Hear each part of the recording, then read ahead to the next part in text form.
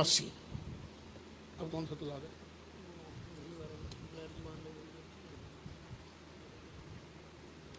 تضاد نمبر 4.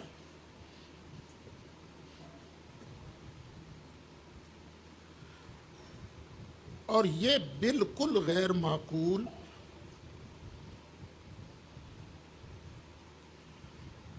اور بےہودہ امر ہے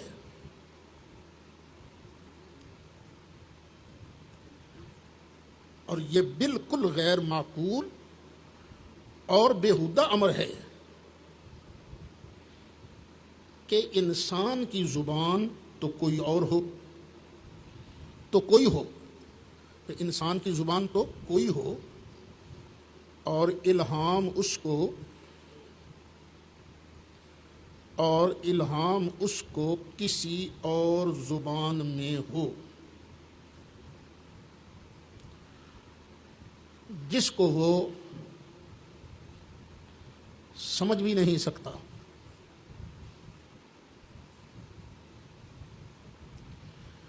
کیونکہ اس میں تکلیف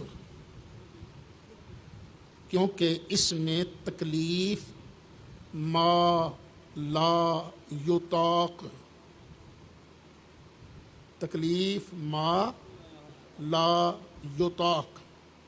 چھوٹے بچے بھی ہیں نا، ہجے بھی کرنے پڑتے ہیں نا، یعنی کسی کو ایسی بات کا پابند کرنا جس کی وہ طاقت نہیں رکھتا. تکلیف ما لا یطاق ہے، اور ایسے الہام سے کہ آپ سے فائدہ کیا ہوا؟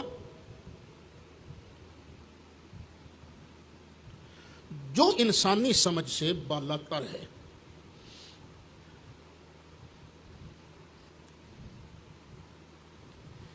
روحانی خزائن جلد 23 صفحہ 218. چشمہ معرفت صفحہ 209.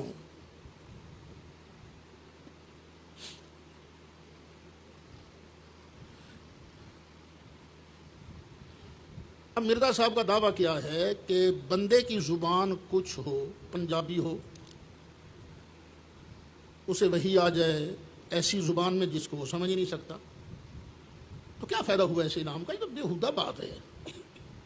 یہی کہا نا اس نے. اب آگے لکھیے. لیکن اس کے برعکس خود لکھتا ہے نیا پیر آگے سے.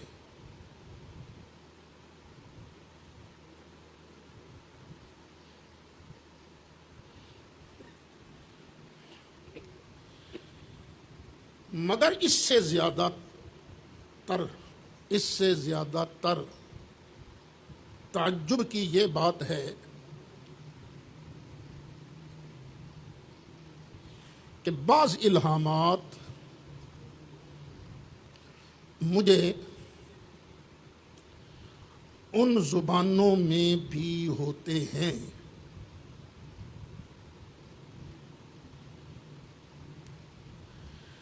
جن سے مجھے کچھ بھی واقفیت نہیں. کیسی بھی ہوتا بات ہے. جیسے انگریزی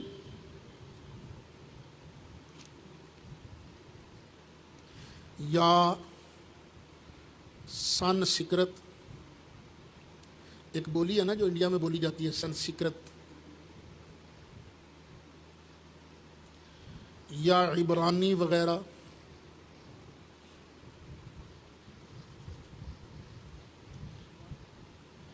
یا عبرانی عین بے رے الف نون کے عبرانی، یہ بنی اسرائیل کی زبان تھی نا، عبرانی زبان وغیرہ. روحانی خزائن جلد 18 صفحہ 335. نزول مسیح صفحہ 57.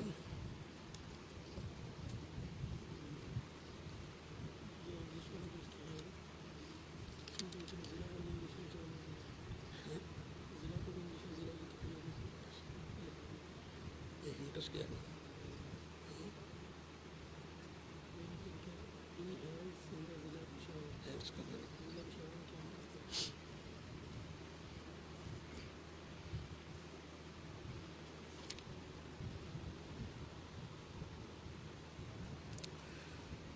پھر لکھتا ہے نہیں اسی کے تحت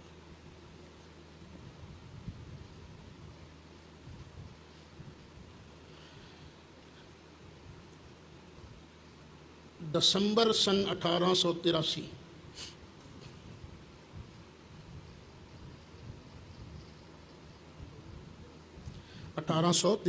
83 اس ہفتہ میں بعض کلمات انگریزی وغیرہ الہام ہوئے ہیں. آگے نقطے یعنی اسی نے ڈالے ہیں نقطے، اور وہ کلمات یہ ہیں: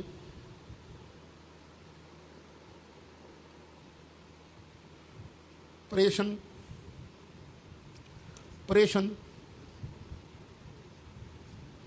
ڈیش عمر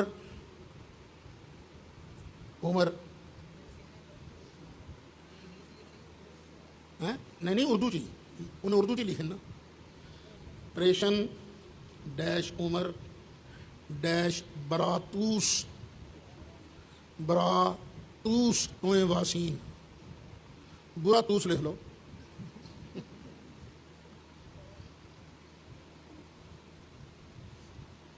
یا پلاتوس، پلا ہی کہہ لو، کتے کا پتر نہیں کہتے پلا. پلاتوس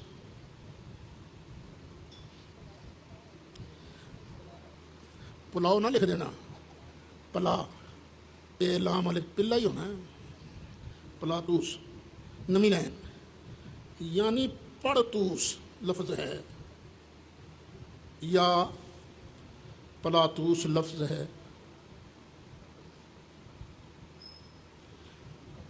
باعث سرعت الہام،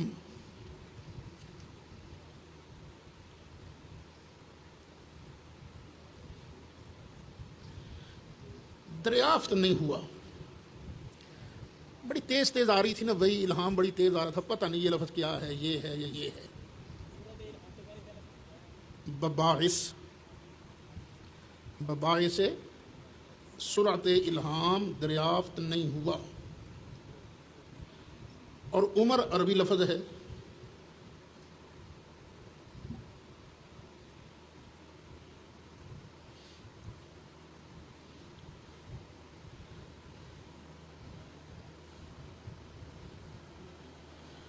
پھر دو لفظ اور ہیں،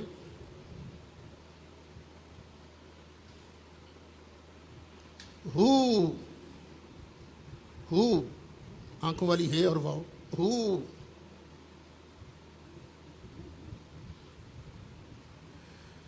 شعنا شین عین نون الف، شعنا. آگے نعسا،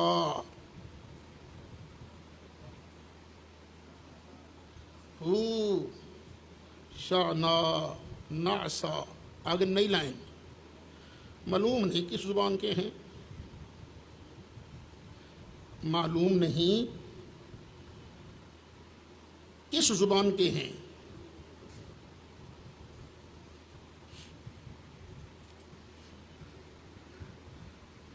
آگے لکھو، چند سطروں کو بعد لکھا: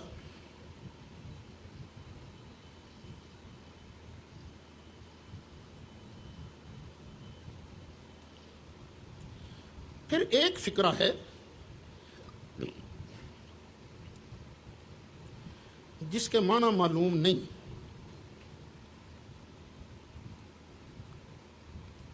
اور وہ یہ ہے: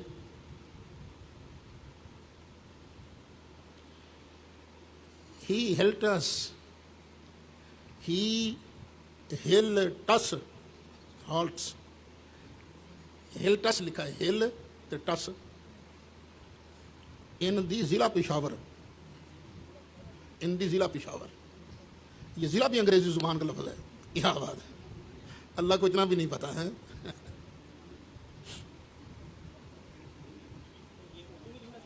ہاں اردو میں ہی دوست نے لکھا ہے, وہی لکھنا نا.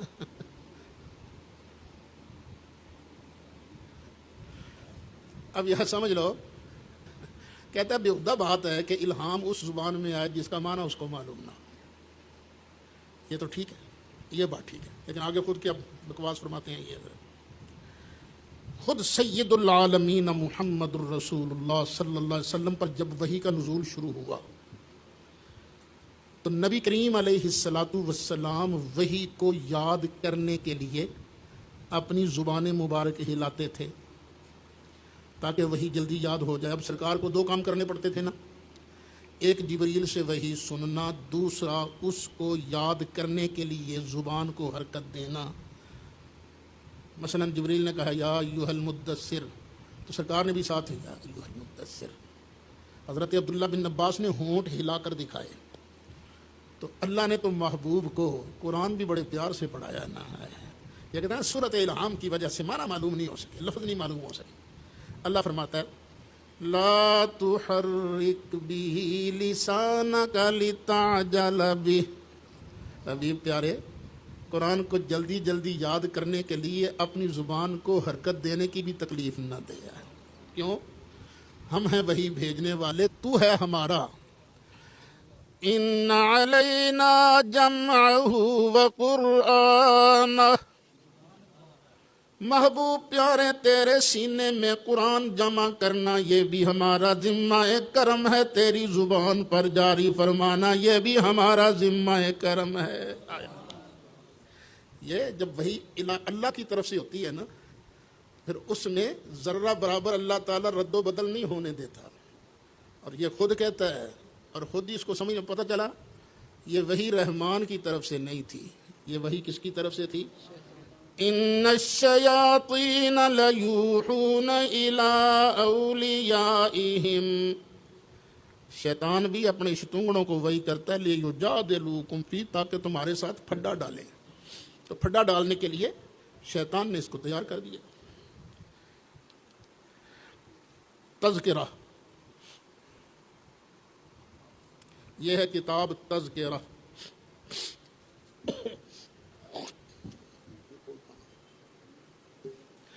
یہ تذکرہ وہ کتاب ہے جس کے بارے اس نے کہا کہ مجھ پر جو الہام ہوئے, جو وحی ہوئی, جو مجھے کشف ہوا, جو میں نے خواب دیکھے, وہ اس کے اندر درج ہے. اس کا نام رکھا اس نے تذکرہ. غالباً قادیانیوں کے نزدیک یہ دوسرا قرآن ہے.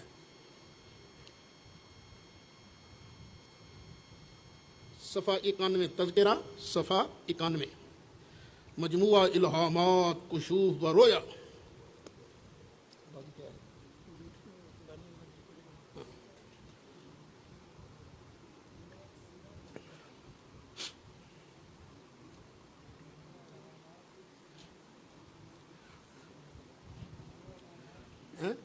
بس تذکرہ لکھو, بات ختم.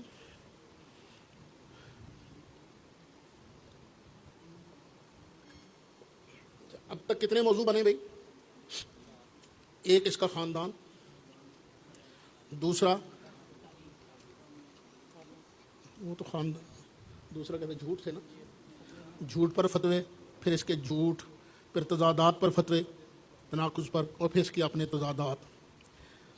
ابھی ایک تضاد لکھنے کے بعد نا پھر اس نے جو پیشین گوئیاں کی ہیں, پیشین گوئیوں کے بارے میں اس کے اپنے فتوے, پھر اس کی پیشین گوئیاں. پھر آگے ایک مضمون آئے گا انگریز کی, کیا لفظ بولو, کفش برداری کہہ دیتے ہیں. دوسرا لفظ رہا ہے تو وہی ویسے, کفش برداری, انگریز کی کفش برداری, انگریز کی چاپلوسی کہہ لو. یہ بھی لکھواؤں گا میں. اور پھر میں نے یہ آپ سے سننا بھی ہے. اس کا طریقہ یہ ہوگا, ایک تاریخ مقرر کر لیں گے, کوئی ایک ساتھی اس کا خاندان بیان کرے گا, مسالہ مسولہ بھی لگا لینا جیسے تقریر کی جاتی ہے۔ دوسرا پھر اس کے جھوٹ، تیسرے اس کے تضادات، چوتھی اس کی پیشین گوئیاں، یعنی جو اصل مسائل ہیں نا علمی، وہ حیات عیسیٰ علیہ السلام ہے، ختم نبوت ہے، ان سے پہلے یہ آپ کو یاد ہونی چاہیے، کیونکہ وہ علمی بحثیں جو ہیں وہ تو زیادہ تر وہی کر سکے گا جو صرف ناب وغیرہ۔ کوشش تو کروں گا کہ میں آپ کے کھاتے میں ڈال دوں، ذہن نشین کروں گا انشاءاللہ، لیکن پھر بھی بحث وغیرہ جو ہے نا اس میں وہ آدمی زیادہ کامیاب، لیکن کئی ماشاءاللہ اس کے بغیر بھی بڑے تیز ہوتے ہیں، نہیں صرف پڑھی نہیں نہ پڑھی اگلے دی بولتی بند کر کے رکھ دیں۔ اب لکھو جی